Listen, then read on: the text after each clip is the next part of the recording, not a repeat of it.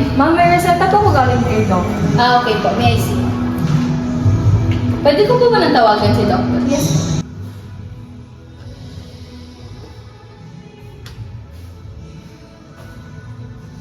Good morning, Doc. This is Laika po, the pharmacist of this hospital.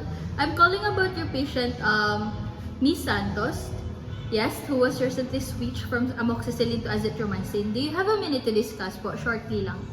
Sure, what's the concern? I'm about to counsel her po. So, nakalagay po dito na i-switch po natin ang drugs niya from amoxicillin to azithromycin. Are you aware of the documented penicillin allergy of the patient din po? Yes, I am. That's why I switched her to azithromycin. Okay po, perfect. I just wanted to clarify po. Thanks for checking. Yes, I eventually avoided beta-lactams. I agree it's a safe alternative in this case. Thank you, Doc.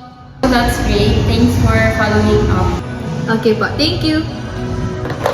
So, good morning again, Ma'am Santos. No? So, I see here you were recently switched to azithromycin after having a reaction sa imong amoxicillin na ginatake, correct, Ma'am? Yes, nagkaroon talaga ako ng rash guys, badly, and I'm having a difficulty of breathing after taking the med. Okay, I'm sorry to hear that. So, that sounds like seryoso din siya na allergic reaction, Ma'am, no? Para sa itong mga type 1 hypersensitivity. So, since amoxicillin man good, Ma'am, ako lang i-discuss sa imo ha, kahit penicillin-based siya nga antibiotic. So, need yun na to i-avoid itong mga penicillin and beta-lactam antibiotics sa mga future gamiton nimo na mga antibiotics. So, including dira ato mga sulfalexin and mga penicillin B. So, azithromycin is safe for me now.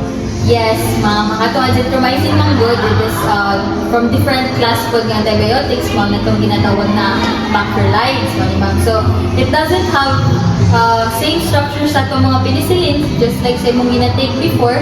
So, mas safer siya na alternative na imuhang i-take. So, just make sure lang, ma'am, na humanan nimo ang 5-day course sa atong tambal na nakaprescribe diya sa gihatag sa imong doctor.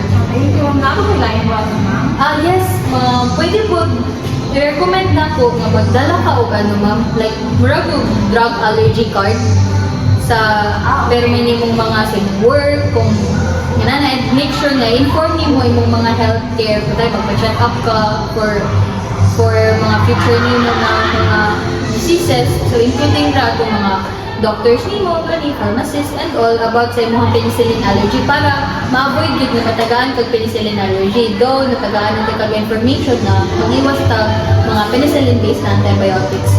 So, mag-alert lang po ta sa mga signs and another reaction pag nanakay mga body na po na rashes, mga so mag-seek tayo ng emergency right away. Thank you kayo, ma'am. Sige, you're welcome, ma'am. If you have any questions or feel unwell during the treatment of your prescription or prescribed drugs, don't hesitate na magbalik. Yes, ma'am. I will. Thank you. Thank you. Also, ni-prepare, ma'am, ha? Yes.